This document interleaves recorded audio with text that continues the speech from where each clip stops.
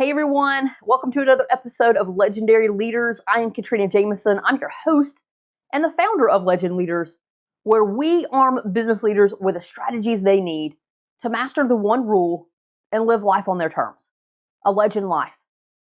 Did you step into your new identity? Did you do your homework? Do you consider yourself an innovative leader at this point? If you've been listening to the episodes thus far, you know that last week we talked about making the mental shift, really shifting the definition that we have had previously when it comes to innovation and the ability to classify ourselves as innovative leaders. We did the mental shift, and now we consider ourselves innovative leaders because we know that innovation is simply just a little fine-tune. It's a little adjustment. It's just taking something around us and making it just a little bit better. That is a true definition of innovation. And once we embrace that definition, we now can call ourselves innovative leaders. And now that we have that in our brains, we can step forward and take action and really do the next couple of steps that we have laid out here in the upcoming episodes. Now, before I dive into that, I want to answer a question that I get quite commonly. When I teach innovative leadership and being an innovative leader, I will inevitably at least once get the question, and I'm just going to call it out here, I'm going to be really direct. Most people don't ask it this directly, but ultimately what they're getting at is this. They say, why do I care? I'm not part of the strategic team, right? I'm not the chief strategy officer. I'm not any of those things in my organization. Why do I need to care about innovation?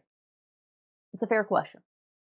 Well, my challenge and what I've proven through working with countless business owners and leaders is the fact that we all must be innovative leaders.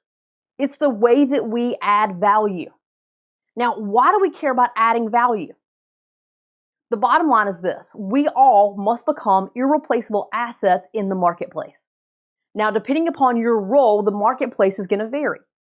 If you're an employee, the marketplace is the internal customer, the customer that you typically serve as an executive in a corporation. If you're a business owner, then the marketplace is truly the economic marketplace, right? Where you're trading money for the service or product that you provide, right? To your customer. But either way, we live in a marketplace. And we have to be an asset in the marketplace. When we're not seen as an asset, we're expendable. And when we're expendable, we don't have security. Now, remember, if you've listened to any of the other trainings that I've done about the 6 human needs, one of those needs is certainty, right? Well, what is certainty? Certainty is security. It's feeling safe. It's something that I can count on.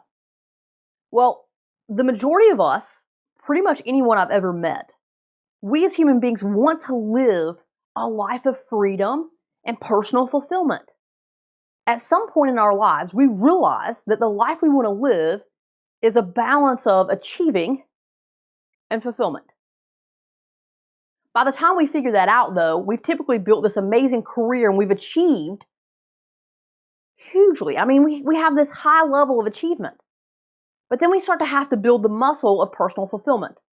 And the fear sets in that if I shift my eyes away from focusing on my career, I'm not going to be able to really and truly create the life of personal fulfillment because I'm going to be worried. And then I can't shift my eyes away from my career because I can't lose that. I've worked too hard for it. My family depends on it. The lifestyle that I've created depends on it. And there's a personal pride point as well, right? This life that I've created, I want to keep it. I want my achievement and my fulfillment. Well, how do you get both? Well, you have to have career security. How do you get career security? You become an irreplaceable asset. How do you become an irreplaceable asset? You add daily value. And there's a handful of things that you do on a regular basis to add daily value. Being an innovative leader is one of those things. That is why you must be an innovative leader. Now let's take it a step further. Why does that make you valuable to the company? Why do companies value innovation? And how does this one thing, in combination with some others, make you an irreplaceable asset and give you career security and success? How does that work? What does that look like? Well, The company needs you to look at markets, economies, look at the new tools and resources that are being created out there, look at the industry that you're in, look at the changes that are happening with the customers that you serve, and they need you to take that knowledge that you learn and through the information you already have in your brain, the lens that you already use, whether it's through marketing or finance, operations, strategy, HR, it doesn't matter. Your goal is to take the knowledge that you learn about the marketplace and use it to innovate. Use that knowledge that you gain with the knowledge and experience that you already have, combine it in a way that only you can do, and make the business better. Make the way that you serve the internal customer better, make the product better, the overall service that you serve out into the external marketplace better. Companies need that.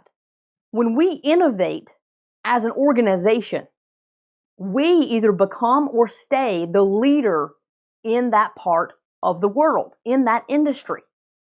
Why? Because if we're looking at the customer constantly and we're constantly engaging with that customer, the customer that hands us money, okay? When we're talking with them and we're saying, tell us what you need, tell us how you need it, tell us how often you need it, and we just simply do what they ask, and we're a couple of steps ahead, we can hear what they're saying, and we're like, oh, you need this today, but tomorrow you're going to need these 3 or 4 things. You just don't see it yet. But because I know you so well, I know that's what you're going to want.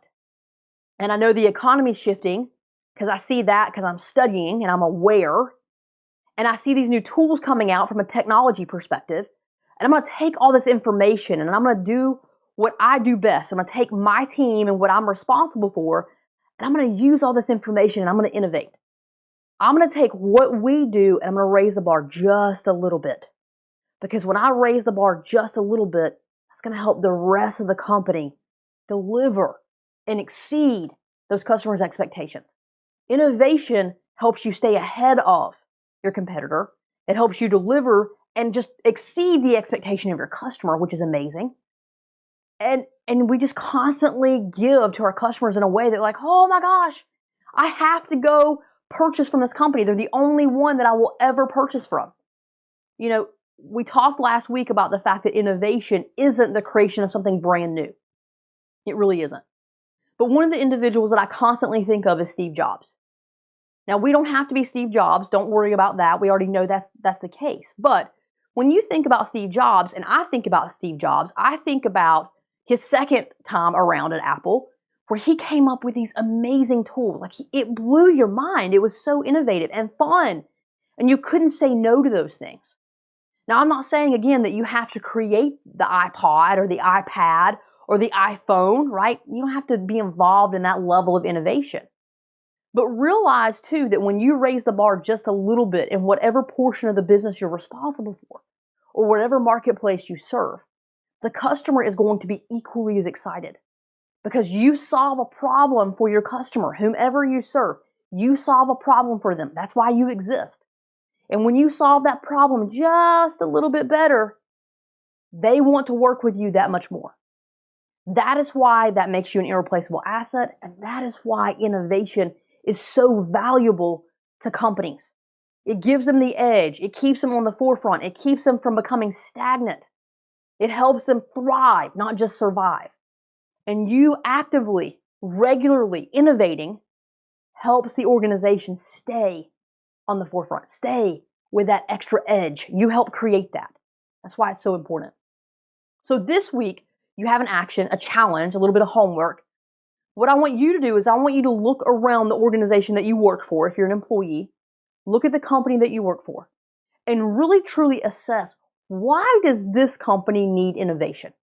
What is it that we do, that we provide, the individuals that we serve? What is it that therefore we must stay on the edge, right? We've got to continue to lead in the industry. Why does that company need it? If it's the company that you own, you already know the answer. You've got to stay in front. You've got to keep your customers happy. You got to keep them coming back. So that's why you need it. But understand exactly why the customers need you. Understand the marketplace a little bit more.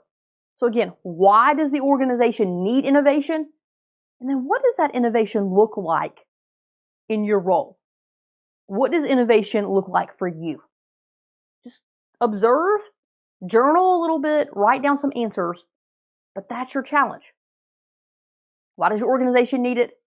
And what does innovation look like from you? Right? Awesome. Go have an amazing week. And as always, go and be legendary.